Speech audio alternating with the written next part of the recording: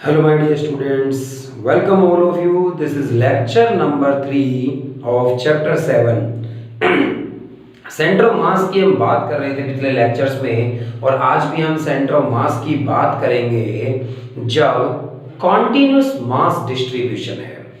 Continuous mass distribution किस तरह की बात मैं कह रहा हूं आपके सामने अभी जानने की कोशिश करते हैं। अभी तक हम centre of mass find out कर रहे थे जब कुछ पार्टिकल्स आपके पास हैं, एक दो पार्टिकल, पांच पार्टिकल, चार पार्टिकल, अलग अलग पोजीशंस पर पार्टिकल रखे गए हैं, उनके कोऑर्डिनेट्स हैं, हम उनका centre of mass find out कर सकते हैं। लेकिन अब है कॉन्टिन्यूस मास डिस्ट्रीब्यूशन। भाई बहुत सारे पार्टिकल्स है भाई जिनमें अलग अलग पार्टिकल को कंसीडर करना हमारे लिए बहुत ही मुश्किल है। इस तरह से फॉर एग्जांपल हम अपनी अर्थ की बात करें भाई, तो वॉल्यूम मास डिस्ट्रीब्यूशन में अगर वॉल्यूम पर मास का डिस्ट्रीब्यूशन किया गया है, वॉल्यूम मास डिस्ट्रीब्यूशन में कहने का मतलब अगर एक ऑब्जेक्ट है जिसकी कुछ वॉल्यूम है, फॉर एग्जांपल एक स्फीयर की बात कर लेते हैं इस तरह से, तो ये एक स्फीयर है इस तरह से जैसे हमारी अर्थ है, तो ये अगर एक स्फेरिकल बॉडी है तो ये एक स्फीयर कंसीडर किया गया, सॉलिड स्फीयर है, सॉलिड है, ये सॉलिड स्फीयर है इस तरह से। वैसे तो हमें पता है कि इसका सेंटर ऑफ मास कहां पर है, इसके अपने ज्योमेट्रिकल सेंटर पर है। तो इसका सेंटर ऑफ मास कहां पर है, इसके अपने ज्योमेट्रिकल सेंटर पर है और इसका रेडियस मान लीजिए कैपिटल आर है इस तरह से। लेकिन फिर भी अगर मुझे हर एक पार्टिकल का कोऑर्डिनेट देखना हो और फिर सेंटर ऑफ मास का फॉर्मूला लगाना पड़े इसके लिए, तो इसके अंदर बहुत सारे पार्टिकल्स हैं भाई, हर एक पार्टिकल को इस तरह से कंसीडर नहीं कर पाएंगे हम, बहुत ज्यादा पार्टिकल्स इसके अंदर हैं। अगर मेरे पास दो चार पार्टिकल्स होते हैं, मान लीजिए सेंटर ऑफ मास का एक्स कोऑर्डिनेट में फाइंड आउट करने वाला हूं और एक ट्राइंगल की तीन वर्टिसेस पर तीन रख दिए गए, तो m1 x1 plus m2 x2 plus m3 x3 ऐसे किया गया, अपॉन में m1 plus m2 plus m3 किया गया। और अगर और पार्टिकल्स हो गए 5, 10, 15, 20 तक, मतलब चाहे वो 1000 पार्टिकल्स हो, चाहे 1,00,000 पार्टिकल्स हो, लेकिन अगर हर पार्टिकल की पोजीशन डिस्क्राइब की जा सकती है बिल्कुल कोऑर्डिनेट्स के साथ, तो मैं इस तरह से फॉर्मूला लगाकर फाइंड आउट कर सकता था भाई। तो बहुत सारे पार्टिकल्स हैं, n नंबर ऑफ पार्टिकल्स हैं, तो हम कह सकते हैं mi मतलब मास किसी पार्टिकल का, m1 m2 चल रहा था जैसे, तो mi मास हो गया किसी पार्टिकल का, और xi मतलब उसका कोऑर्डिनेट हो गया, जैसे m1 है तो उसका x कोऑर्डिनेट x1 है, m2 है तो उसका x कोऑर्डिनेट x2 है, ऐसे mi xi हो गया। और समेशन का मतलब होता है सम कर दीजिए, समेशन का मतलब होता है सम कर दीजिए इनका, इन सब के बीच में प्लस का साइन है।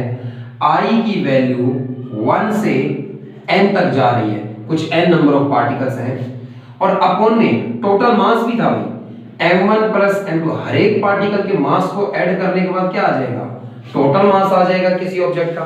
तो मैं इस तरह से सेंटर ऑफ मास का x कोऑर्डिनेट लिख सकता था समेशन की फॉर्म में। आप जानते हैं भैया समेशन का सिंबल है और समेशन का मतलब होता है सम कर दीजिए भाई। लेकिन अगर ऐसे इस स्फेरिकल बॉडी की बात करूं, हमारी अर्थ की बात करूं, तो पार्टिकल्स ही बहुत ज्यादा है भाई। आप इतने सारे पार्टिकल्स का सम कैसे करेंगे, किस तरह से फाइंड आउट करेंगे? तो जब इतने ज्यादा पार्टिकल्स हो जाएं तो मैं समेशन को बदल देना चाहता हूं भाई, समेशन को बदल देना चाहता हूं किसमें, इंटीग्रेशन में। इंटीग्रेशन डिफरेंशिएशन का यूज चलता रहेगा पूरी 11th और 12th क्लास में हमारा, इस तरह से मैं इंटीग्रेशन का यूज करूंगा। और इंटीग्रेशन ये कहता है भाई हमारा कि एक पार्टिकल का मास m है, उसका कोऑर्डिनेट कितना है x, तो मास और x फंक्शंस होंगे एक दूसरे के, फंक्शन की फॉर्म में लिखेंगे। और आपको अगर सभी पार्टिकल्स को ऐड करना है इस तरह से, तो हम इंटीग्रेशन का साइन यूज कर पाएंगे। लिमिट्स डालेंगे भाई कि कहां से कहां तक के पार्टिकल्स को ऐड करना है। मैं इंटीग्रेशन का यूज करना चाहूंगा भाई। मैं इसको तो रख कर रहा हूं भाई, ये समझाने के लिए मैंने लिखा कि 2 4 5 10 पार्टिकल्स ऐसे हैं जिनके कोऑर्डिनेट्स बताए जा सकते हैं। आप सेंटर ऑफ मास का फॉर्मूला इस तरह से लगा सकते हैं। बहुत सारे पार्टिकल्स हैं, n नंबर ऑफ पार्टिकल्स हैं, समेशन की फॉर्म में लिख दिया। मतलब सभी पार्टिकल्स को किया जा सकता है ऐड अगर उनकी पोजीशन वेल डिस्क्राइब्ड है। लेकिन अगर मैं बात करूं कि इस डस्टर के अंदर तो करोड़ों पार्टिकल्स है भाई, मैं हर एक पार्टिकल का कोऑर्डिनेट कैसे बताऊंगा अब आपको? हर एक पार्टिकल का मैं कोऑर्डिनेट नहीं बता सकता इस डस्टर के अंदर, तो इसका सेंटर ऑफ मास कैसे फाइंड आउट करेंगे हम? तो इस तरह के क्वेश्चंस और इस तरह के ऑब्जेक्ट्स का centre of mass find out करने के लिए ही मैं कुछ 3 फॉर्मूले लिख रहा हूं कॉन्टिन्यूअस मास डिस्ट्रीब्यूशन में। लगातार कहने का मतलब यहां एक पार्टिकल रख दिया, फिर कुछ डिस्टेंस पर एक पार्टिकल रख दिया, फिर कुछ डिस्टेंस पर एक पार्टिकल रख दिया। ऐसे अगर डिस्टेंस पर पार्टिकल्स रखे हुए हैं तो ये डिस्क्रीट है। डिस्क्रीट का मतलब एक तरह से ये लगा लीजिए पार्ट्स में तोड़ा हुआ है, पार्ट्स में से तोड़ा गया है। तो अगर मास इस तरह से एक m1 मास यहाँ है, m2 मास यहाँ, m3 ऐसे कुछ पार्टिकल्स रखे हुए हैं कि इनके बीच में डिस्टेंस माना जा सकता है कुछ है, तो ये डिस्क्रीट डिस्ट्रीब्यूशन है, मतलब अलग अलग प्लेस पर रखे गए। लेकिन इस स्फीयर की बात करूं तो कोई 2 पार्टिकल्स हैं वो इतने क्लोज है कि उनके बीच में कोई डिस्टेंस नहीं है। एक पार्टिकल, उसके बाद अगला पार्टिकल, तीसरा पार्टिकल, और बिल्कुल लगातार रख दिए गए हैं इस तरह से। अगर पार्टिकल्स इस तरह से लगातार रख दिए गए हैं कि उनके बीच में कोई गैप नहीं है, तो मैं कहूंगा कॉन्टिन्यूस मास का डिस्ट्रीब्यूशन। लगातार मास रखा हुआ है इस तरह से, लगातार मास रखा हुआ है, तो ये कॉन्टिन्यूस मास डिस्ट्रीब्यूशन है। और ये क्या है? डिस्क्रीट। मैं इस बात को बहुत अच्छे एग्जांपल से समझाना चाहूंगा आपको। डिस्क्रीट में और कॉन्टिन्यूस का अंतर मैं समझाना चाहूंगा आपको। अगर आप मान लीजिए किसी दुकान से पानी खरीद रहे हैं, तो आपने पानी की 1 लीटर की बोतल खरीद ली होगी। 1 लीटर की बोतल खरीद ली, 1 लीटर पानी आ गया आपके पास। आपने एक और बोतल खरीद ली, 2 लीटर पानी हो गया है आपके पास। ये भी 1 लीटर का था, टोटल 2 लीटर हो गया। ऐसे आप मल्टीपल करते जाइए, n नंबर ऑफ बोतल्स खरीदोगे अगर आप, हर एक बोतल 1 लीटर की है, n लीटर पानी हो जाएगा आपके पास। यानी अगर आप ऐसे बोतल खरीद कर पानी इकट्ठा करोगे तो आपके पास जो पानी होगा वो 1 लीटर का कुछ मल्टीपल होगा। आपके पास पानी 1 लीटर हो सकता है, 2 लीटर हो सकता है, 3 लीटर हो सकता है, 3.5 लीटर नहीं हो सकता भाई, क्योंकि ऐसी कोई बोतल मान लीजिए उसने दी ही नहीं आपको भाई। वो आपको कुछ चीजें सप्लाई कर रहा है पैकेट्स की फॉर्म में। 1 पैकेट देगा, डबल कर देगा, 2 पैकेट हो जाएंगे, 3 मल्टीपल चलेगा इस पैकेट का। ये डिस्क्रीट वैल्यूज है। पानी की क्या क्या वैल्यूज हो सकती हैं? 1 लीटर, 2 लीटर, 3 लीटर, 4 लीटर। पानी डिस्क्रीट वैल्यू शो कर रहा है। लेकिन आपने घर में टैप ऑन करी है, टैप ऑन कर उसके नीचे बाल्टी बकेट लगा दी है। जब टैप से पानी आएगा भाई, जब टैप से पानी आएगा तो किसी टैप से जब पानी आएगा, आपने कितनी देर के लिए ऑन किया इसे? पानी 1 लीटर भी मिल सकता है आपको, आप आधा लीटर भी पानी इकट्ठा कर सकते हैं इससे, 1.5 लीटर, 3.5 लीटर, 4.7, कोई भी वैल्यू जो आपको जितना लीटर पानी चाहिए आप इस बकेट में भर सकते हैं। इस वक्त पानी की वैल्यूज कैसी हैं? कॉन्टिन्यूस। पानी 0 था, पानी 0.1 हो सकता है, पानी 0.2, 0.2255, बस स्केल की जरूरत है। यहाँ स्केल लगे होंगे लीटर में कि कितना, तो जो मर्जी चाहे उतनी वैल्यूज, उतने लीटर पानी आप ले सकते हैं। यानी पानी की वैल्यूज कैसी हैं? कॉन्टिन्यूस है। पानी की वैल्यूज कैसी हैं? कॉन्टिन्यूस है। तो ये कॉन्टिन्यूसली पानी भरता जा रहा है। लेकिन एक पैकेट बाल्टी के अंदर डाला, 1 लीटर पानी हो गया, उसके बाद दूसरा लीटर डाला, ऐसे पैकेट्स मिल रहे हैं, तो आपके पास जो पानी होगा वो डिस्क्रीट वैल्यूज वाला होगा। कुछ वैल्यूज होंगी पानी की, 1 लीटर, 2 लीटर, 3, 3.5 लीटर नहीं हो सकता भी आपके पास इस तरह से। ठीक इसी तरह से अगर पार्टिकल्स इस तरह से रखे गए हैं, पार्टिकल्स इस तरह से रखे गए हैं कि ये पार्टिकल यहाँ रखा हुआ है, कुछ इसका x1 पोजीशन है, कुछ डिस्टेंस पर फिर x2 पोजीशन हो गई, x3, तो अलग अलग पोजीशन पर ऐसे रखे गए हैं, तो ये डिस्क्रीट डिस्ट्रीब्यूशन में अलग अलग जगह पर। लेकिन यहाँ ये पार्टिकल रखा है, इसके जस्ट बाद दूसरा तीसरा कोई गैप नहीं, लगातार पार्टिकल्स रखे, लगातार मास रखा हुआ है, तो वो कॉन्टिन्यूस मास डिस्ट्रीब्यूशन है भाई। तो वो कॉन्टिन्यूस मास डिस्ट्रीब्यूशन इस तरह से कि पार्टिकल्स अगर गैप पर रखे हुए हैं तो जगह छोड़ छोड़ कर रखे गए हैं, तो वो डिस्क्रीट थे। उसमें फॉर्मूला हमने पढ़ा सेंटर ऑफ मास का, m1 x1 plus m2 x2 n number of particles है तो अपॉन में m1 plus m2 plus m3 n times पर। लेकिन अब एक स्फीयर की बात करूं, एक वायर की बात करूं, एक प्लेट की बात करूं, टाइल की बात करूं, तो जो मास है वो कॉन्टिन्यूसली डिस्ट्रीब्यूटेड है भाई। तो ये एक स्फीयर है अगर आपके पास, तो इस स्फीयर के अंदर पूरी इसकी वॉल्यूम में डिस्ट्रीब्यूट किया गया है किसको, मास को। लेकिन अगर आपको ये जानना है कि इसके अंदर से एक स्फीयर काट लिया जाए इस तरह से, तो ये स्मॉल r रेडियस वाला, स्मॉल r रेडियस वाला एक स्फीयर आपको इसके अंदर से चाहिए। इस स्फीयर का मास कितना होगा? अगर मुझे बस इतना कहा गया है कि ये जो सॉलिड स्फीयर था इसका रेडियस कितना था भाई r, तो इसका रेडियस कितना था कैपिटल R, और इस स्फीयर का मास, इस स्फीयर का जो मास था वो कैपिटल M था भाई। इस स्फीयर का जो मास था वो कैपिटल M था, इस स्फीयर का जो मास था वो कैपिटल M है अगर मान लो, तो भाई आप इसकी क्या लिख सकते हो, डेंसिटी लिख सकते हो भाई। आप इसकी डेंसिटी लिख सकते हो, ये सबने पढ़ी है, मास अपॉन में क्या होती है, वॉल्यूम। डेंसिटी का सिंबल रो, रो लिया जा सकता है, मास कैपिटल M है इस स्फीयर का, और इसकी वॉल्यूम 4/3 पाई r क्यूब ली जा सकती है, यानी डेंसिटी 3 ऊपर चला जाए तो 3m अपॉन में 4 पाई r क्यूब इसकी डेंसिटी लिखी जा सकती है। लेकिन इस तरह से डेंसिटी फाइंड आउट करने का फायदा क्या है? डेंसिटी फाइंड आउट करने का फायदा क्या है? मुझे इस छोटे स्फीयर का मास पता करना था भाई, मुझे इस छोटे स्फीयर का मास पता करना था कि इसका मास कितना है। तो ऐसा करना था अगर मुझे, तो इसका मास चाहिए अगर आपको, तो डेंसिटी होती है मास डिवाइडेड बाय किसके, वॉल्यूम के। तो कैपिटल M मास किसका है, बड़े स्फीयर का। इस छोटे स्फीयर का मास चाहिए अगर आपको, तो भाई आप डेंसिटी इनटू में क्या करते हैं, वॉल्यूम। तो इसका मास चाहिए अगर आपको, स्मॉल m से डिनोट कर दिया मैंने, कैपिटल M था टोटल मास में। डेंसिटी की वैल्यू 3m अपॉन में 4 पाई r क्यूब थी, और इस छोटे वाले स्फीयर की वॉल्यूम 4/3 पाई r क्यूब है। ये कैंसिल हो गया 4/3 से, तो ये सॉरी ये इस तरह से 3 से 3 कट जाएगा, 4 से 4, पाई से पाई। तो इस छोटे वाले स्फीयर का मास कितना है, m, और भाई स्मॉल r का क्यूब अपॉन में कैपिटल R का क्यूब भाई।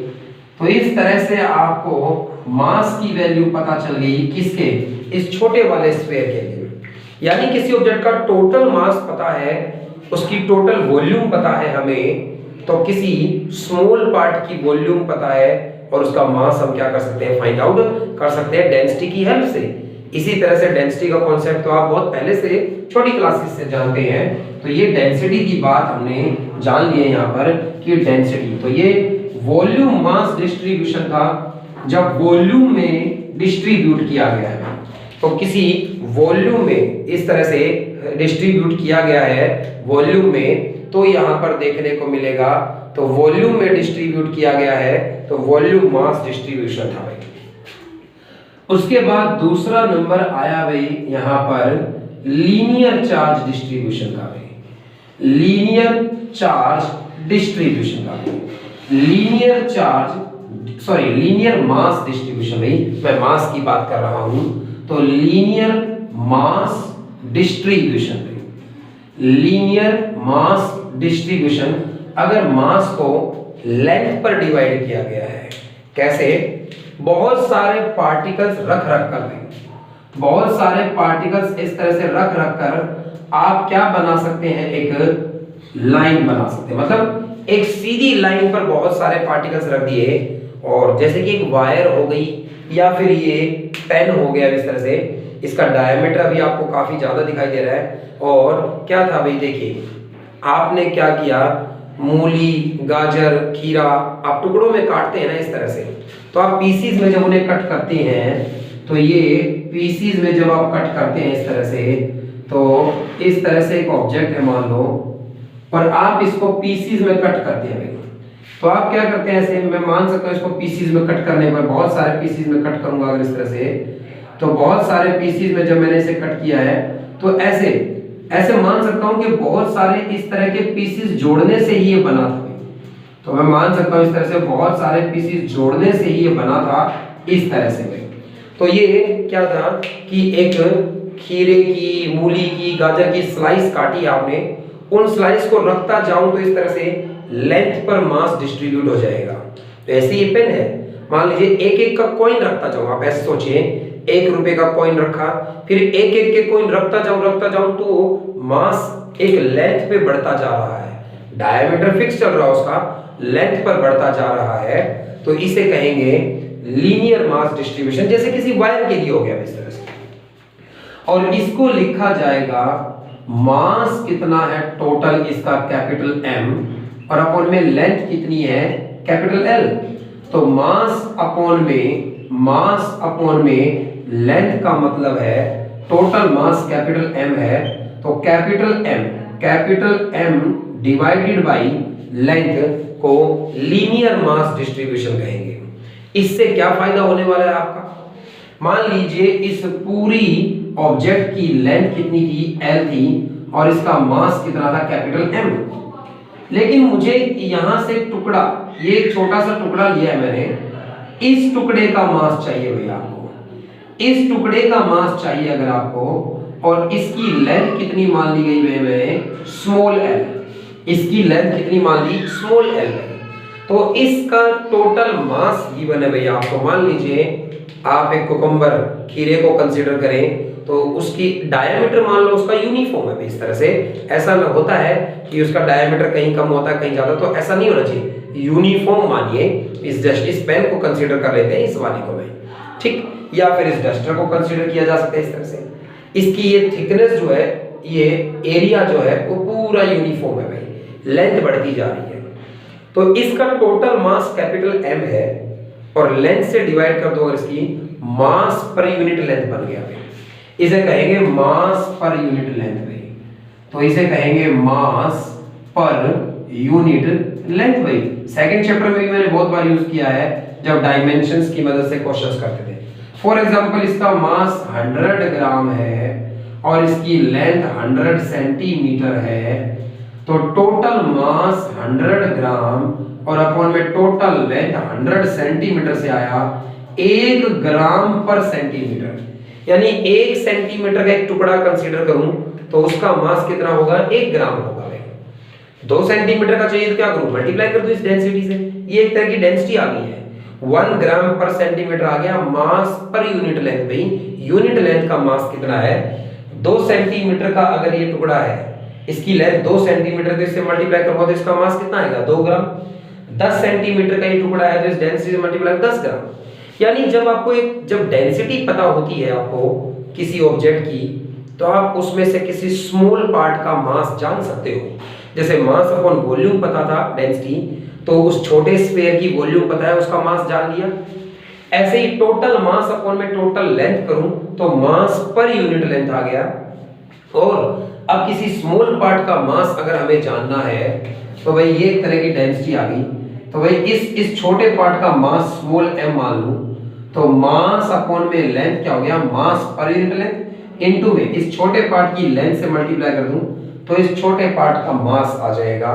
तो ये लीनियर मास डिस्ट्रीब्यूशन था जब मास को लेंथ पर डिस्ट्रीब्यूट किया गया है। अगर मैं खीरे, मूली, गाजर को इनके एरिया, इनके डायमीटर एक बार यूनिफॉर्म मान लीजिए, तो अगर इन्हें बराबर जो वो इक्वल स्लाइस में कट कर दूं, सारी स्लाइस जो है इक्वल विड्थ की हो, तो हर एक स्लाइस का मास क्या मिलेगा आपको, सेम मिलेगा। जिसकी विड्थ ज्यादा होगी उसका मास भी क्या मिलेगा, ज्यादा। क्यों? क्योंकि डायमीटर सबका सेम है, तो जितनी ज्यादा उसकी विड्थ होगी उतना ज्यादा उसका क्या मिलेगा, आपको मास मिलेगा इस तरह से। तो ये डेंसिटीज है ना, इन डेंसिटीज का हमें यूज है, हमें जरूरत पड़ेगी, कुछ ऐसे क्वेश्चंस हम करने वाले हैं सेंटर ऑफ मास पर। ठीक इसी तरह से तीसरा कहा जा सकता है सरफेस, सरफेस पर डिस्ट्रीब्यूट कर दीजिए भाई, सरफेस मास डिस्ट्रीब्यूशन में, सरफेस पर इस तरह से डिस्ट्रीब्यूट किया गया है, तो सरफेस मास डिस्ट्रीब्यूशन इस तरह से। मैंने क्या किया, रेत को फर्श पर रेत डाल दिया, एक मुट्ठी रेत डाल दिया मैंने, और उस रेत को, सैंड को ऐसे बिछा दिया है इस तरह से कि उसकी इतनी पतली लेयर बन गई है जैसे एल्युमिनियम फॉयल होती है भाई। एल्युमिनियम फॉयल की बात करें इस तरह से, एल्युमिनियम फॉयल की बात करो अगर इस तरह से, तो एक एल्युमिनियम फॉयल के जो पार्टिकल्स हैं, एक एल्युमिनियम फॉयल के जो पार्टिकल्स हैं वो इस तरह से डिस्ट्रीब्यूट किए गए हैं, वो इस तरह से डिस्ट्रीब्यूट किए गए हैं कि वो एरिया पर फैले हुए इस तरह से। तो मैं जल्दी कर देता हूं इसको इस तरह से, तो पार्टिकल्स इस तरह से एरिया पर फैले गए हैं भाई। तो इस पूरी शीट का जो मास है वो, अगर इस पूरी शीट का टोटल मास है और अपॉन में एरिया कर दिया जाए तो मास पर यूनिट एरिया बनेगा भाई। ये मास पर यूनिट एरिया बनेगा, तो ऐसे नहीं लिखा जाएगा, ऐसे लिखा जाएगा मास पर यूनिट एरिया। तो मास पर यूनिट एरिया मतलब इसके यूनिट एरिया का मास कितना है, फिर इसके अंदर से कोई छोटा सा टुकड़ा निकाल लिया अभी मैंने, मुझे इसका मास पता करना है, तो इसके एरिया से अगर मल्टीप्लाई कर दूंगा तो मुझे बड़े वाले का मास पता था, बड़े वाले का एरिया पता था, इस छोटे टुकड़े का मास कितना होगा। इस बार जो मास है वो लेंथ एरिया पर बिछाया गया है, तो इसकी थिकनेस ना के बराबर है, तो ये लेंथ नहीं, ब्रेथ नहीं, एरिया के अकॉर्डिंग मास नहीं। जितना ज्यादा एरिया होगा उतने ज्यादा पार्टिकल्स आएंगे और उतना ज्यादा उसका क्या होगा, मास मिलेगा भाई। तो ये मास पर यूनिट एरिया की भी बात करी जा सकती है क्वेश्चंस के अंदर। हम देखते हैं हमें किसकी जरूरत पड़ती है खास तौर पर भाई, ये डिस्ट्रीब्यूशन आपको समझ में आना बहुत जरूरी है। जब आपको डिस्ट्रीब्यूशन समझ में आया होगा, अब हम आगे सेंटर ऑफ मास तभी फाइंड आउट कर पाएंगे भाई। कैसे कि अगर मेरे पास बहुत सारे पार्टिकल्स हैं भाई इस तरह से, centre of mass of continuous mass, of continuous mass distribution में, कॉन्टिन्यूअस मास डिस्ट्रीब्यूशन अगर लगातार डिस्ट्रीब्यूट किया गया है, मतलब बहुत करोड़ों पार्टिकल्स हैं हमारे पास इस तरह से, तो उन करोड़ों पार्टिकल्स का सेंटर ऑफ मास आप कैसे फाइंड आउट करेंगे। मैं हर एक पार्टिकल के कोऑर्डिनेट्स तो नहीं एज्यूम कर सकता भाई, अगर ऐसा कोई क्वेश्चन आ जाए तो भाई, तो हम किस तरह से फाइंड आउट करेंगे सेंटर ऑफ मास ऐसे केस में भाई। पहली बात तो ये है, अगर कभी भी बहुत सारे, मतलब इस तरह से ये कोई वायर है और हमें इसका centre of mass find out करना है, तो इसमें इतने सारे पार्टिकल्स है कि हर एक पार्टिकल के कोऑर्डिनेट्स नहीं ले सकता भाई मैं। ऐसे केस में आप इस पर कोई एक पार्टिकल कंसीडर कर लीजिए इस तरह से, ये मान लेता हूं मैं ओरिजिन है इस तरह से O, तो ये पार्टिकल का इस पूरी वायर का मास कितना है भाई, कैपिटल M, और इस पूरी वायर की जो लेंथ है वो कितनी है, कैपिटल L। तो हर एक पार्टिकल के कोऑर्डिनेट्स लेकर तो ऐड नहीं कर सकता मैं, तो इसके लिए मैंने इसलिए क्या किया कि ये ओरिजिन था इस तरह से, तो ये पार्टिकल कंसीडर किया है छोटा सा मैंने यहाँ पर, इसका मास स्मॉल m मान लेते हैं, इस पूरी वायर का मास कितना है, कैपिटल M, और इसका ओरिजिन से डिस्टेंस कितना हो गया पार्टिकल का, x, इसका कितना डिस्टेंस हो गया भी x, और हम ऐसे कर लेते हैं भाई, टोटल मास कितना मान लिया m या कैपिटल M, कोई दिक्कत नहीं है, और बहुत छोटा सा पार्टिकल यहां कंसीडर किया है, इसका मास क्या मान लिया गया, dm मान लिया गया, dm, इसका मास क्या माना गया, dm। और ऐसे ऐसे dm मास वाले बहुत सारे पार्टिकल्स हैं, सभी को जोड़ दो तो ये पूरी वायर बन जाएगी इस तरह से। तो x मान लीजिए जो वो डिस्टेंस है इसका, तो ये तो इसका कोऑर्डिनेट ही हो गया, x एक्सिस पर ये वायर है, x एक्सिस पर ये वायर है इस तरह से, तो इस पार्टिकल का x डिस्टेंस है ओरिजिन से, तो ये इसके कोऑर्डिनेट्स हो गए। इस पार्टिकल का सेंटर ऑफ मास कैसे आ सकता है, मतलब सॉरी, इस पार्टिकल का x कोऑर्डिनेट है, मास इसका dm है, तो मैंने जैसे m1 x1 करते थे प्लस m2 x2 करते हैं, पहले एक पार्टिकल कंसीडर किया जिसका कोऑर्डिनेट x हो गया है मान लो, और dm इसका मास है, तो मल्टीप्लाई करते हैं ना, मैंने कर दिया मल्टीप्लाई, x dm मल्टीप्लाई कर दिया मैंने। और भी पार्टिकल्स कंसीडर करने होंगे प्लस में m2 x2, ऐसे बहुत सारे, इतने सारे पार्टिकल्स हैं कि आप ऐसे इंडिविजुअली उन्हें कंसीडर नहीं करेंगे। मैं भाई ऐसे ऐसे सभी पार्टिकल्स को जोड़ देना चाहता हूं, और इसलिए मैंने क्या कर दिया, इंटीग्रेशन कर दिया। ध्यान से फिर से सुनिए भाई, मैं बात दोबारा लिखता हूं। मेरे पास एक पार्टिकल है, इसका मास dm है और इसका डिस्टेंस कितना है, x, और ऐसे ऐसे बहुत सारे पार्टिकल्स ये ऑब्जेक्ट बनी हुई है, उनके x मतलब x की वैल्यू उनके लिए अलग अलग होगी। जैसे जो पार्टिकल बिल्कुल इस एंड पर है, x की वैल्यू 0 है उसके लिए, फिर x की वैल्यू बढ़ती गई। ये कोई पार्टिकल कंसीडर किया मैंने रैंडमली, इसका डिस्टेंस x है यानी इससे कोऑर्डिनेट x, फिर और भी पार्टिकल्स होंगे, और लास्ट पार्टिकल कहां पर बैठा है अभी, l लेंथ पर बैठा है। इस तरह से l लेंथ हो गई, यहां से यहां तक का डिस्टेंस l हो जाएगा। तो इस पार्टिकल का मास dm है और इसका x कोऑर्डिनेट मान लीजिए x है, और ऐसे ऐसे प्लस में चलने थे और बहुत सारे पार्टिकल्स, सबको ऐड करना था। इतने ज्यादा पार्टिकल्स हैं यहाँ पर कि ऐसे अलग अलग ऐड नहीं करूंगा, मैं इसका क्या कर दूंगा, इंटीग्रेशन कर दूंगा, सारे पार्टिकल्स अपने आप ऐड हो जाएंगे। जब मैं लिमिट्स डालूंगा, 0 से l की लिमिट्स डाल दी मैंने, कि भाई 0 से l लेंथ के अंदर जितने भी पार्टिकल्स हैं उन सब का मास इनटू में उनका x कोऑर्डिनेट मल्टीप्लाई करेगा, उन सबको ऐड कर देगा। न्यूमरेटर का काम तो हो गया भाई, m1 x1 plus m2 x2 plus m3 x3 up to जितने भी पार्टिकल्स हैं वो सब इसमें आ गए हैं भाई, क्योंकि उसका मास इनटू में कोऑर्डिनेट m1 x1 कर दिया और इंटीग्रेट कर दिया, यानी ऐसे ऐसे जितने भी पार्टिकल्स हैं 0 से l लेंथ के अंदर, ये सबको जोड़ देगा भाई इस तरह से। और नीचे होता था m1 plus m2 plus m3, ऐसे छोटे छोटे सभी पार्टिकल्स का मास जब ऐड करूंगा तो इस पूरी वायर का टोटल मास आ जाएगा। ये तरीका होना चाहिए कॉन्टिन्यूस मास डिस्ट्रीब्यूशन में किसी ऑब्जेक्ट का सेंटर ऑफ मास का x कोऑर्डिनेट फाइंड आउट करने के लिए। तो ये जो वायर थी, इस वायर का x कोऑर्डिनेट कैसे फाइंड आउट किया, 1 में टोटल मास इस वायर का, इंटीग्रेशन में x dm और लेंथ 0 से l, मतलब लिमिट्स डाल दी। मैं एक क्वेश्चन करके दिखाता हूँ आपको, आप समझेंगे उससे ज्यादा बेटर कि कैसे किए जाएंगे ये भाई। अभी इस वायर का तो बस x कोऑर्डिनेट ही फाइंड आउट करने की जरूरत है, क्योंकि तो x एक्सिस पर ही रख दिया, इसका डायमीटर वगैरह नेगलेक्ट कर दो, या होगा भी अगर इसका डायमीटर तो ये यूनिफॉर्म है, इसी लाइन पर इसका सेंटर ऑफ मास कहीं होगा, तो इसलिए इसका सिर्फ x कोऑर्डिनेट फाइंड आउट करने की जरूरत है हमें। बाई चांस किसी का y कोऑर्डिनेट फाइंड आउट करना है तो 1 में टोटल मास जो पार्टिकल कंसीडर किया होगा आपने, उसका y coordinate y dm consider करिए इस तरह से। z कोऑर्डिनेट फाइंड आउट करना है अगर किसी का, तो भाई 1 में टोटल मास इंटीग्रेशन करिए z dm लिखकर भी इस तरह से।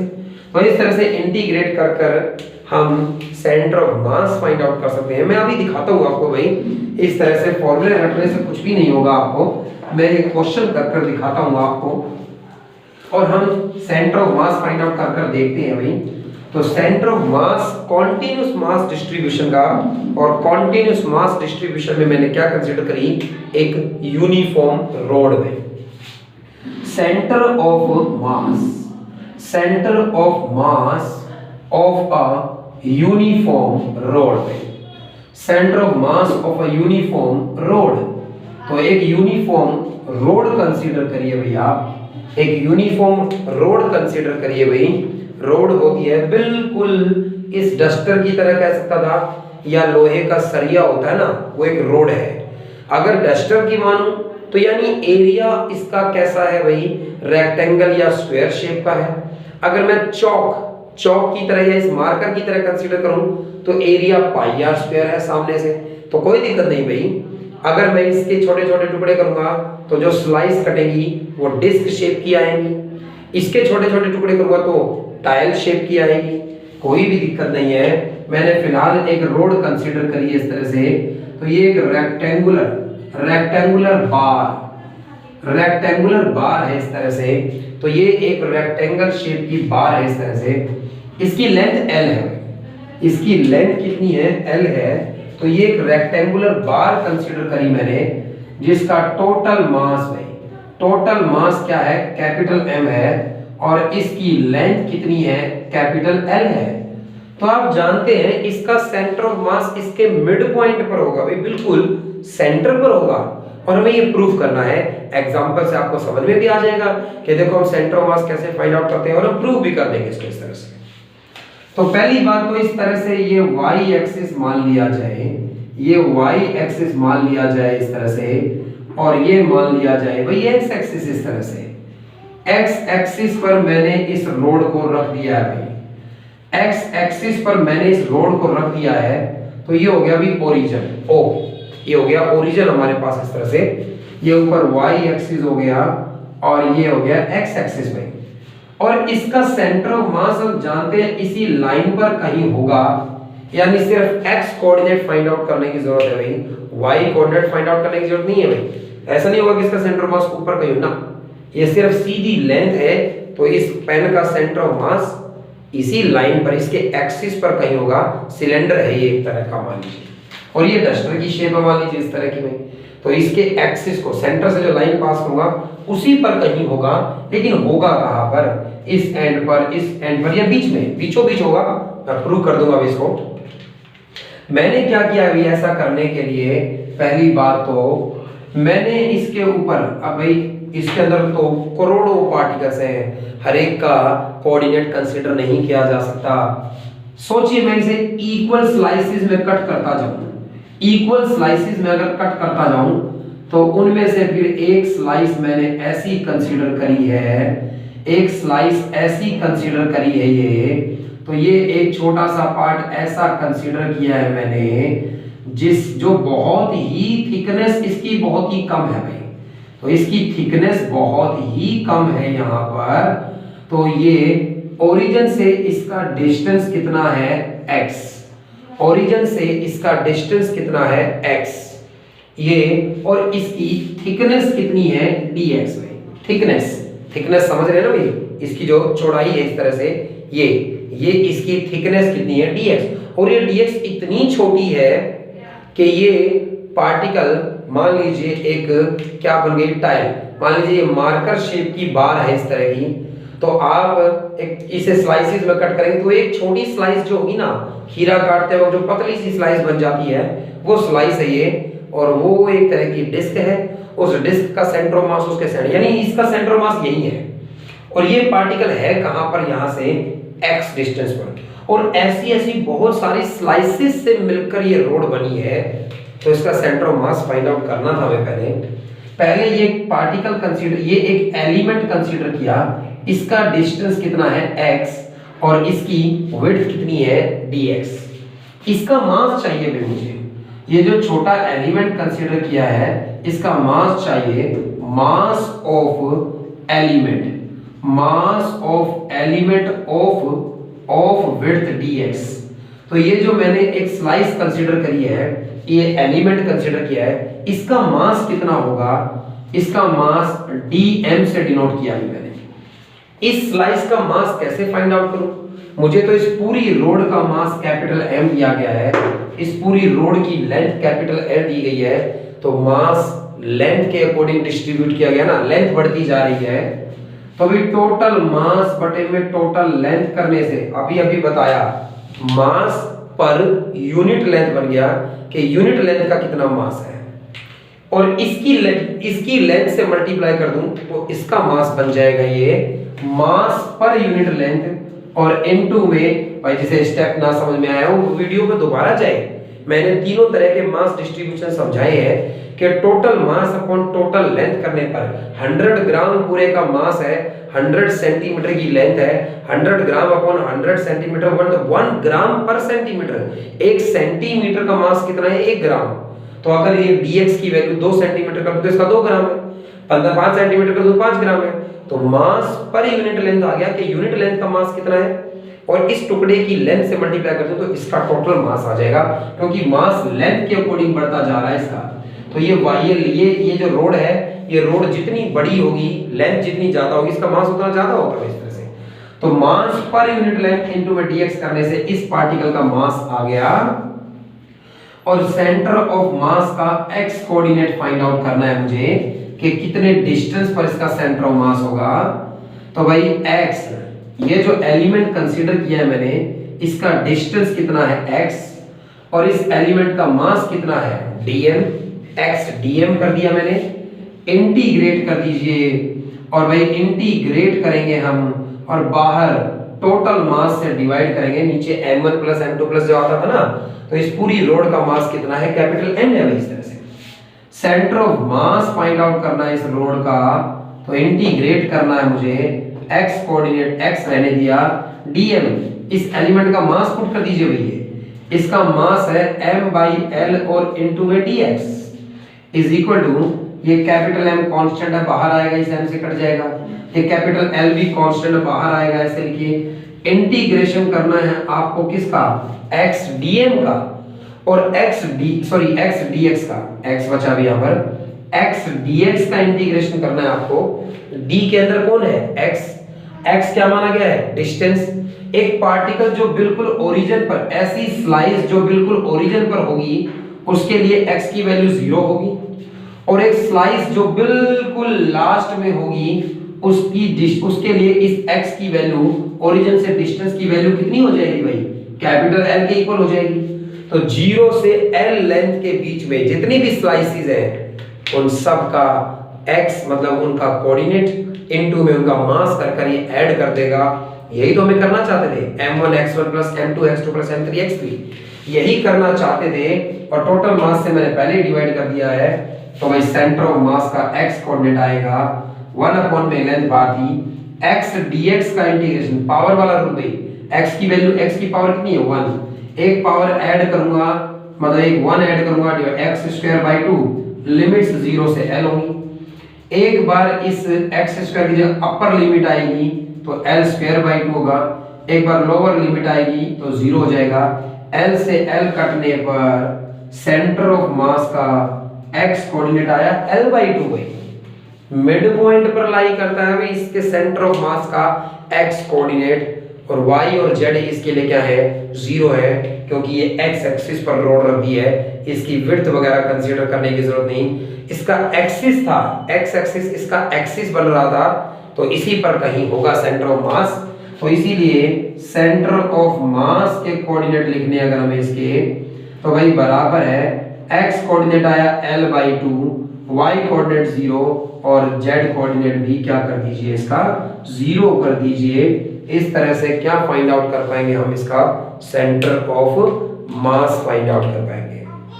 तो होमवर्क में करेंगे आप कौन का, और होमवर्क में करेंगे आप किसका, हेमिस्फीयर का सेंटर ऑफ मास, क्योंकि ये आपके एग्जाम में इस बार नहीं है, आपसे नहीं पूछे जाएंगे, इस तरह के आसान चीजें पूछी जाएंगी, लेकिन हम सीखेंगे भाई, हम हर चीज सीखेंगे, क्योंकि आने वाले टाइम में नीट में IIT की तैयारी आप करेंगे तो आपकी ये बेसिक्स क्लियर होने चाहिए। तो आप होमवर्क में कौन और हेमिस्फीयर का करके देखेंगे, नहीं तो मैं बताऊंगा आपको लेक्चर में। और फिलहाल इतना ही हमने सीखा इसके अंदर, और 2 क्वेश्चंस होमवर्क में इस पर आप करेंगे, आप कर पाएंगे, सोचेंगे किस तरह का एलिमेंट कंसीडर करना है, कैसा इंटीग्रेशन करना है। Thanks guys.